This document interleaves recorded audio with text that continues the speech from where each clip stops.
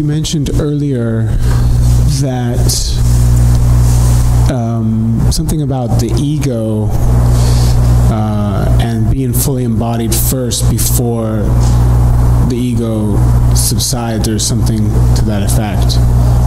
And what it brought up in me is just the awareness of what I've been playing with in my own experience of, I guess from an emotional, like when I hear embodiment, I think, oh, to like embody my emotions or to feel them is kind of what came forth. So I have questions, but I first wanted to ask if you could just explain a little bit more about what you meant when you said that.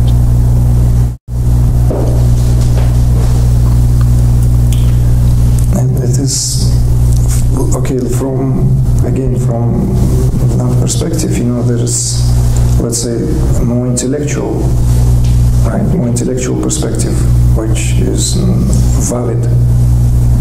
In fact, the first cognition happens on the level of the intellect.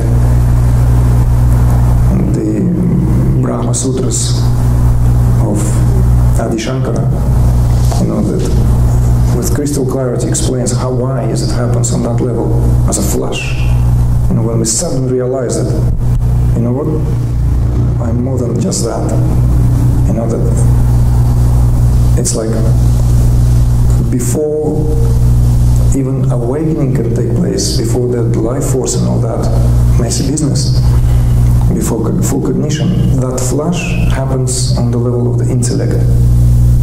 And this is why there are many different approaches. Many different yogas. There's like a jnana yoga is precisely that, the yoga of knowledge, where that through continuous refinement, right? Refinement of thought, refinement of that process of thinking, where that original initial flash of direct recognition becomes more and more apparent, because intellect is not mind. Intellect is much finer faculty. Mind, the quality of mind, it's a rationale, it's to rationalize. And mind is very good at it. This is what mind is for. Intellect is most primal faculty, is intuition. We intuit through intellect. And that, what is known as direct kind of sudden recognition, is precisely that. On an intuitive level, I know that I am consciousness, I know that I'm awareness. I'm not just this body, I'm not just this mind. It's an intuitive insight, and it could be very powerful. Now, when we go back to, let's say, more bodily rooted perspective, which is sometimes called biological perspective, right, of self-realization, or more specifically neurophysiological process behind self-realization, right?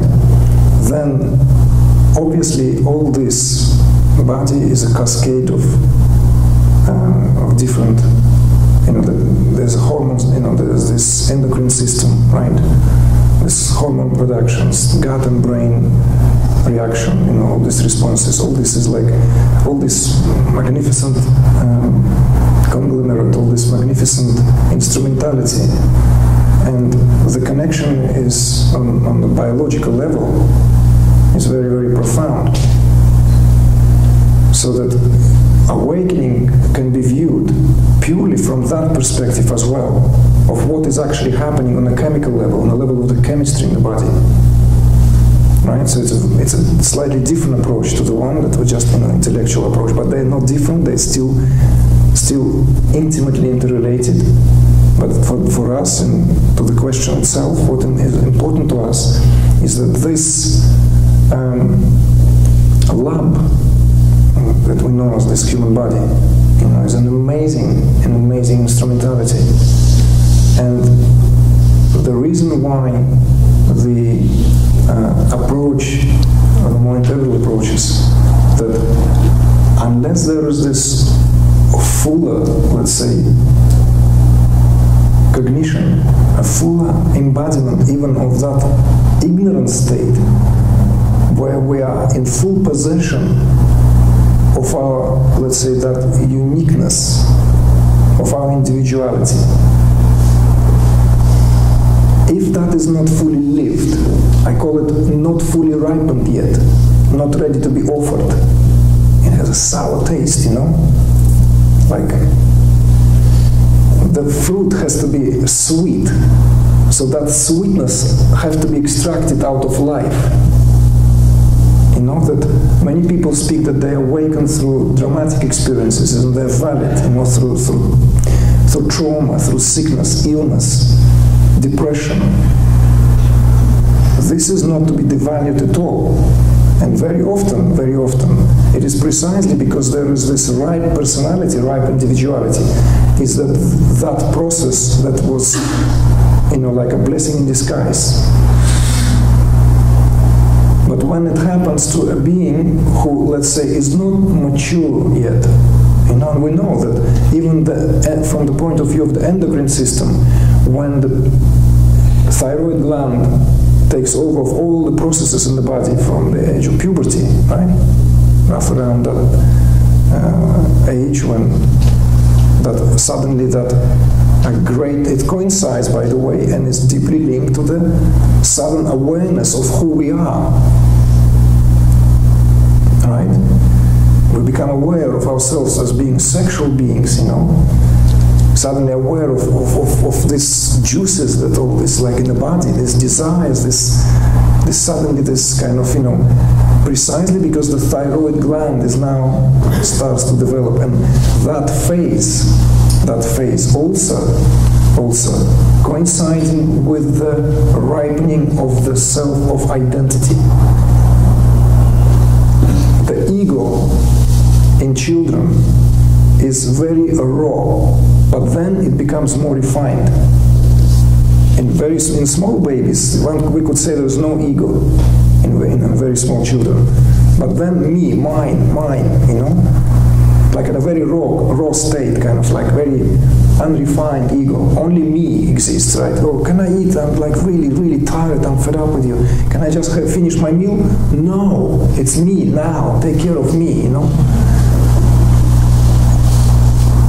When the being, like when this process, obviously, consciousness contracts to this state of embodiment and carries on growing, so that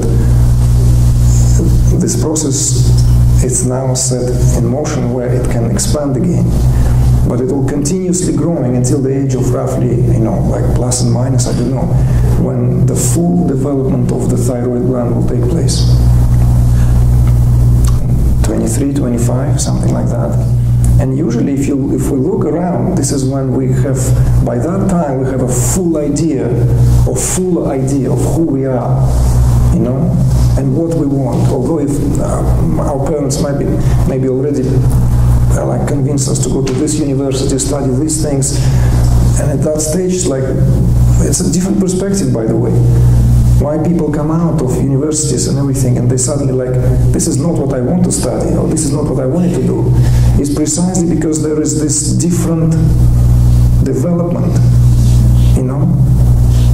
because our cultures now favors that kind of process, that trajectory. But the true, actually, like in more ancient civilizations, that becoming who you are in this kind of, in the world, was chosen at a later stage, when you're much more developed and more in the capacity to make choices. So to take this long answer to the question of how does that relates to this process of awakening, right, self-realization, that spiritual quest, and why it is not desirable, is because if there is not a full, let's say, ripen individuality when, and what is Kundalini? We said it earlier. What is Holy Spirit? Let me say it again. It is that portion, right? Oh, sorry, what is that ego? What is that personality? What is that individuality? It's that portion of Kundalini which identifies with the body-mind.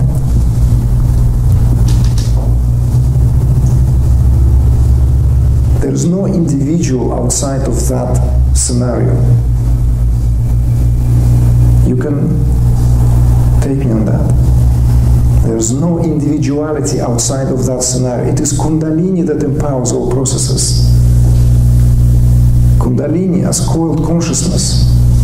And this individuality, this ego, right, this apparent personality, it's that portion of Kundalini that identifies with this body-mind exclusively.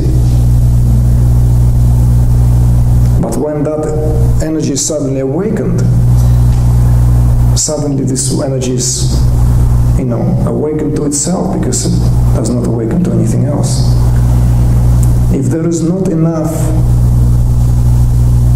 if the psyche is not strong enough, right, like in this ancient mythology, if the psyche is not strong enough, then there is this possibility of when simply some undesirable cause of events could unfold, because the being is lost to himself, to herself. And there are many, many cases of people are being completely lost. That they just drift through life, drift like shadows. So this is why there is this, that integral teachers emphasize on integral approaches, so that there is this no disregard for this life, no disregard for this uniqueness of self-expression. And it's interestingly enough, people who, for whatever reason, whatever their professions were, when they are more in touch with themselves, be they artists, actors, musicians, where this process of creativity that puts them in touch with themselves are better off in this process. Better off because they have that, they are deeply in touch with the inner core of all this, everything, emotions, feelings, shadows. Creative process requires that. You cannot create fully, openly, if you don't know your pluses and minuses, the ambiguity of your individuality, you see.